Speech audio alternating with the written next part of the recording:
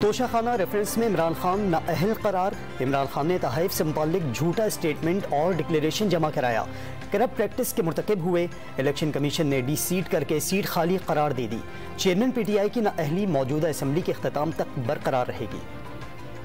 तहरीक इंसाफ का Islamabad high court जाने का ऐलान। फैसला 22 करोड़ आवाम के मुंह पर तमाचा है। मुस्तरद करते हैं, आज पाकिस्तान में इनकलाब की इब्तिदा हो गई। तहरीक इंसाफ के रहनुमाओं की इलेक्शन कमीशन के बाहर मीडिया से गुफ्तगू। इमरान खान की नाअहली पर मुख्तलिफ शहरों में एहतजाज। फैजाबाद में PTI कारकुनान पर शेलिंग का सिलसिला रुक गया।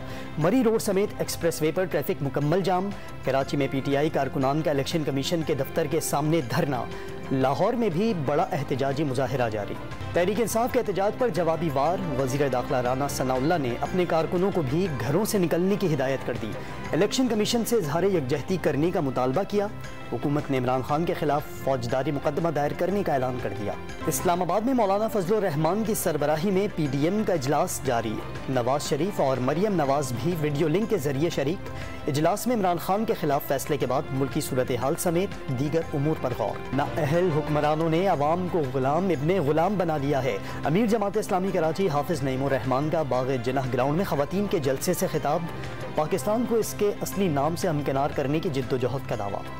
और फिच ने पाकिस्तान की रेटिंग -B से कम करके CCC+ कर दी।